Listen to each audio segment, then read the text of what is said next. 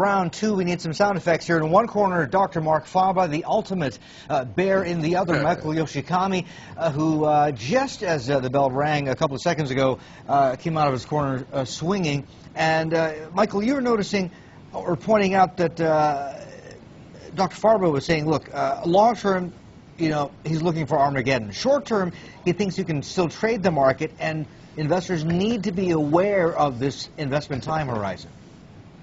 Yeah, that's very, very important because if you look at many analysts' perspectives who are negative on the United States, they said basically things were going to collapse in 2008, 2009. Then they said there's artificial money. Now it's going to be 2013. Now it's going to be 2020. And the question really for investors is, okay, maybe this calamity is out there. Maybe unsustainable debt is out there. We have entitlement programs. But what do you do in the meantime? So it's important when you listen to the headlines, not just to hear doom and then immediately say, I need to go into my cave now, because if you do that, you're going to have no returns for all of those years. Wouldn't you agree? You are absolutely right. That's why I told my readers and a media enterprise in the US on March 6, 2009, buy stocks. Because the worse it becomes economically and geopolitically, the more markets will go up because the more money they will print.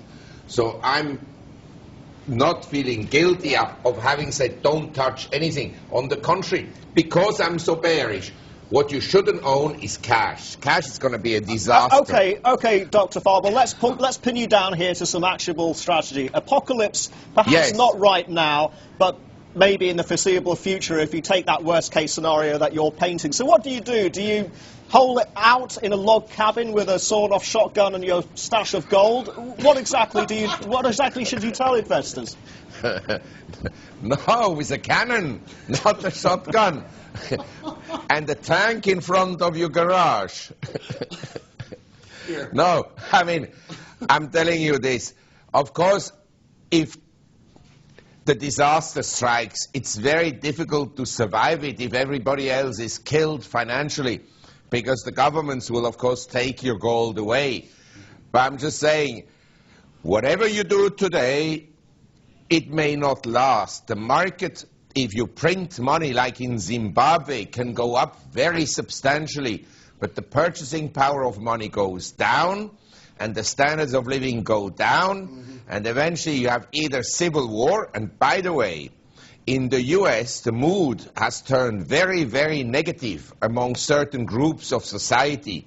Mark, let me jump in there, though. Yes. You've got central banks raising rates. The Indian central bank Well, knows but not in America. They don't raise rates but in America. But they're talking about it. They're having a substantive discussion about it. Now, and the people are coming back. The people are packing themselves into Best Buy now. The government may be failing the people, but the people aren't failing the people. And I was just in the United States. You know why consumption is up? Because people don't pay their mortgages. So they have surplus cash. If you don't pay your mortgage, then suddenly you austerity for 2 years. If you're going to go bankrupt anyway, you might have spent as much as you can. Yeah, but see, when you make the statement that people, that's not the case. Most people are paying their mortgages. Most people are working. Most things are okay. It's not carnage in the streets. It's not Zimbabwe. But still, about 16% of the people in America don't have the jobs they would like to have or are unemployed. Mike, hang on to this. Here, you can have that, and you can have that. Okay.